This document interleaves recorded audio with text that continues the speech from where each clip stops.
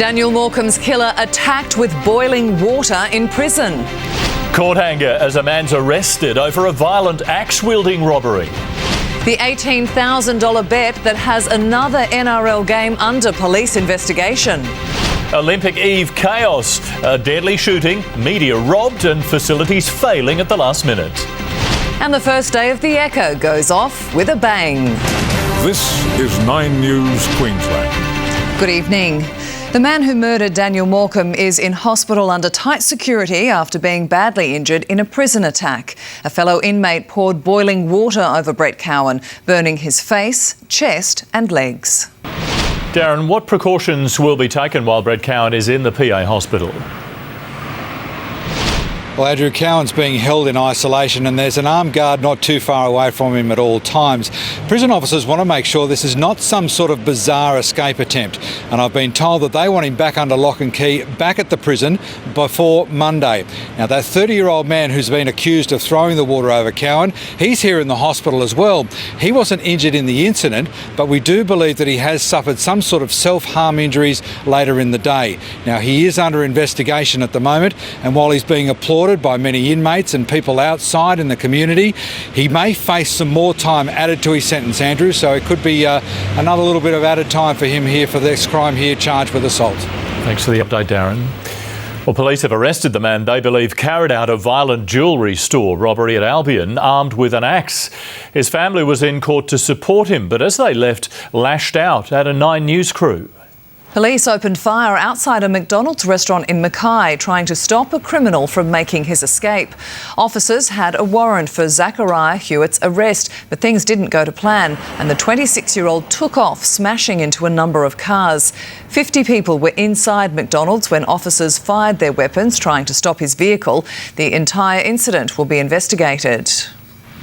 At another McDonald's, 5 men have been charged over a brawl at Burleigh, during which a man was stabbed in the back. The violence erupted around 11 o'clock when one group of men threw an ice cream at the other. The stabbing victim is recovering in hospital. To Ebony Cavallaro now at court, where a marathon 71-day fraud trial is finally over. Ebony, who won? Well, Bradley Wendell Young, who was one of the former directors of Sunshine Coast-based electrical company CleanMade, was today found guilty of fraud and insolvent trading. Now, they haven't sentenced Mr Young yet. Melissa, they will sentence him sometime next week. All right, thanks, Ebony. A shooting in Rio near the Olympic Athletes' Village has rattled competitors on the eve of the Games. A man claiming to be a Russian diplomat wrestled the gun from a mugger before shooting him dead at close range. Well, Michael Best joins us live from Rio. Michael, is the city ready for the opening ceremony?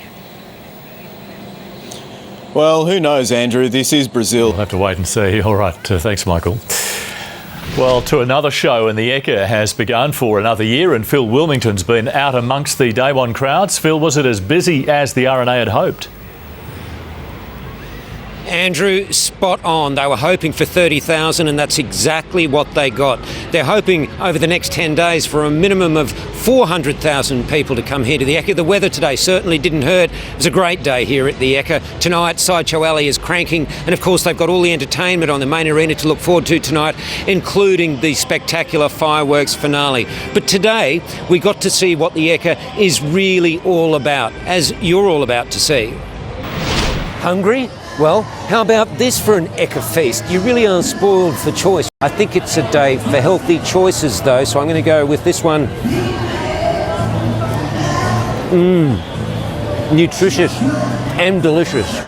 Well, Gary's here now, and it's Ekka time. Does that mean we're going to get the dreaded westerlies? No, not at all. The winds have come early this year. In fact, they're starting to settle down. They still gusted to about 50 kilometres per hour today. They're out of the south, though, and that was on the Gold Coast this morning. So any showers are running parallel with the coast, mainly affecting the Bay Islands. In the city, up to 30 kilometres per hour. But let's have a look tomorrow. Expected winds right along the Queensland coast. They will be southeasterly winds, but about 15 to 20k for the Ekka for day 2, and in the city, even lighter as we move into Sunday. So it looks like it'll be a mainly dry start, and we'll have more on the week ahead. All right, thanks, Gary. Catch you then. Next in the news, mum and baby smash through a Southport shopfront.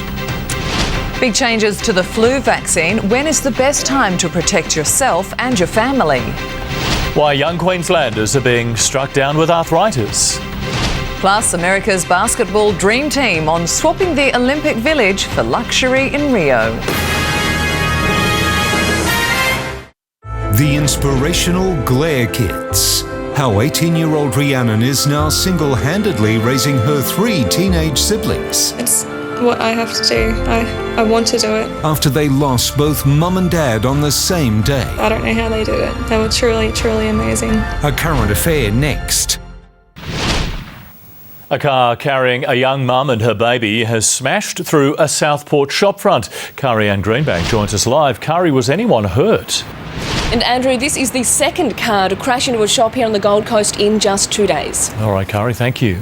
Immunisation experts are considering whether flu jabs should be offered to children as part of a national program. But a study has found the vaccine prevents hospital admissions in only 55% of cases.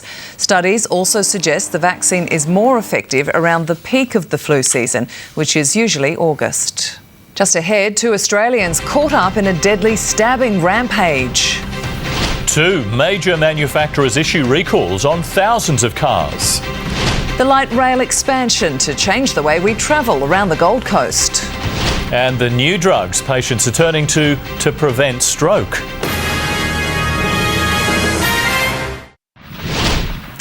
Work on stage 2 of the Gold Coast light rail network has begun at the site where a new Helensvale station will soon be built.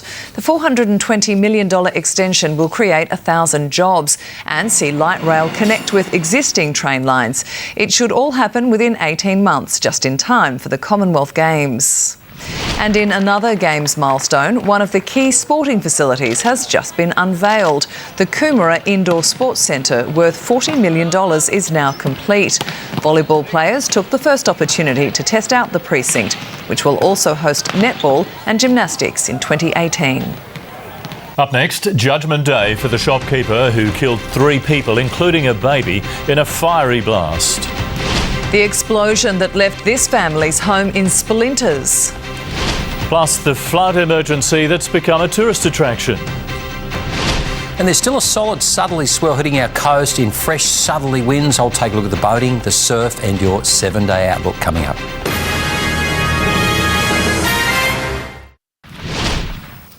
A shopkeeper has been sentenced to 40 years jail for triggering the petrol explosion that killed 3 people, including a baby. Families of the victims left court expressing their relief, but enduring sorrow. 7 people have been taken to hospital after their home exploded in the United States. Emergency teams raced to rescue residents from the rubble in Connecticut. These drone pictures showing the incredible devastation left behind. It's unclear what caused the blast. Authorities are investigating a possible gas leak.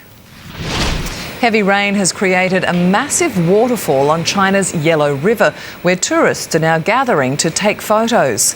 The 30-metre drop is the steepest ever seen in the area. At the peak of a normal rainy season, the falls usually only see a drop of 2 metres.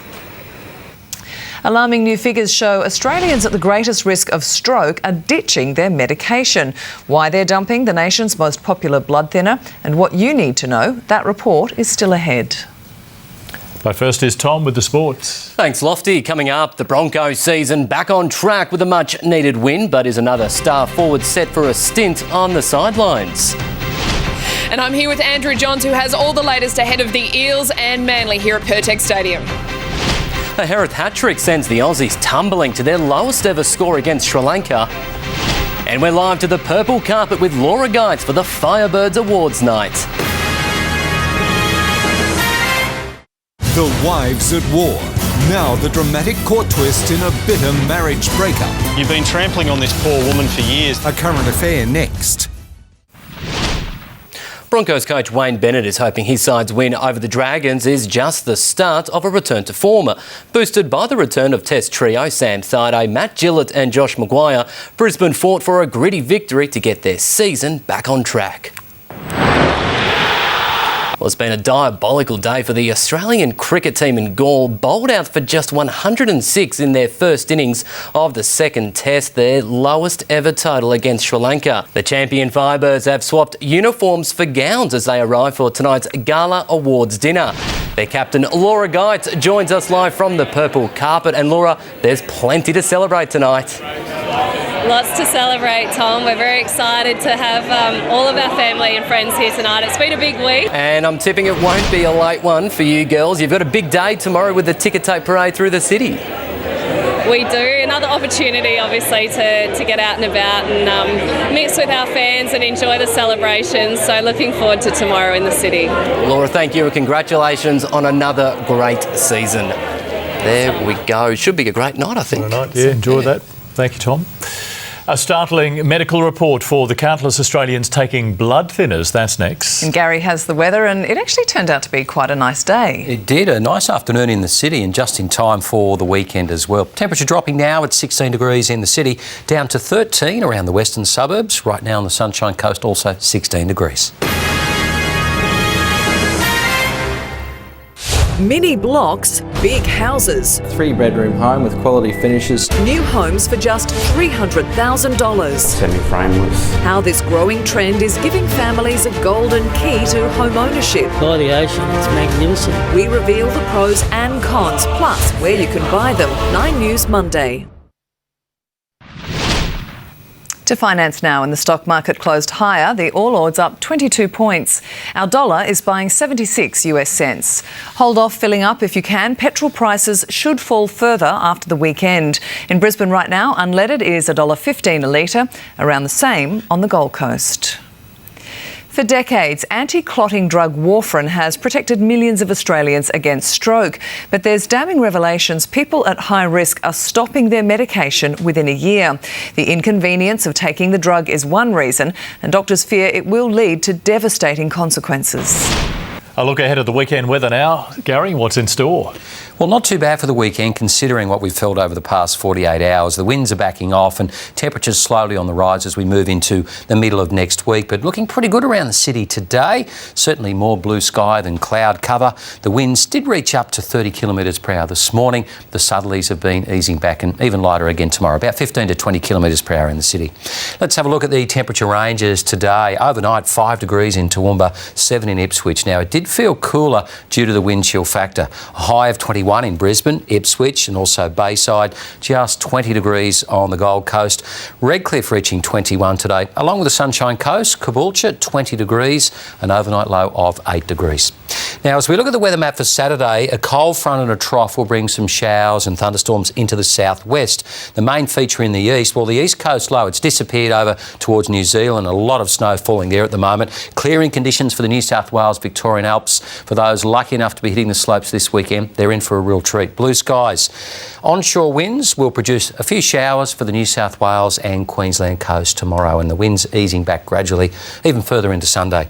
Showers for Perth tomorrow, late afternoon and into the evening, so okay to start the day. 5 degrees to start in Adelaide and Melbourne. Some early fog in Melbourne and also cloudy. Early fog and frost around Canberra, topping out at 13 degrees. A shower in Sydney and 17. Look at Alice Springs, another frosty morning. It's about the third one in a row in the negatives. -1 to start the day. 30 over the top end, a shower or two just on the far north coast of Queensland. Townsville should escape that tomorrow with partly cloudy skies. Chance of a shower in Mackay. Dry, sunny for Mount Isa, down through the central west around Longreach. Maybe a little bit of cloud down through the Maranoa region and also the Capricornia coast and the Wide Bay. Just partly cloudy skies. Temperatures certainly comfortable, reaching the mid-20s for an August afternoon. Now, for the southeast, the winds will be south to southeast, 15 to 20 kilometres per hour. If there are any showers tomorrow, they'll be running just parallel with the coast, so the Bay Islands and just the coastal fringe might see a light shower or two. The suburbs, mostly dry. 22 in Ipswich, 21 for Caboolture, 22 on the way for Logan, 18 expected in Toowoomba. Now, on the bay, south to southeasterly winds, it's been uncomfortable the past few days, 15 to 20 knots tomorrow. Offshore, the sea still up to 2 metres, but around a metre on the bay.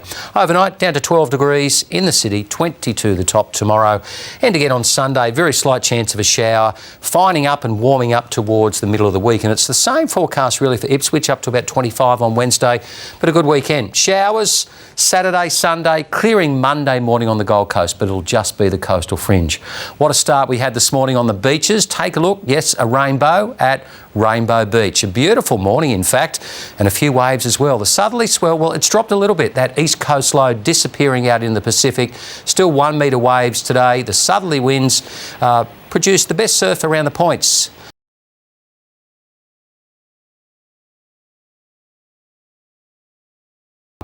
fishing conditions looking quite good as we move into Sunday. So all in all, guys, not a bad weekend. Sunday, the best one to be outdoors, I think. Okay. Sounds good. All right, thanks, Gary. And there's more news on our website, 9news.com.au. The current affair is up next. Good night. Good night.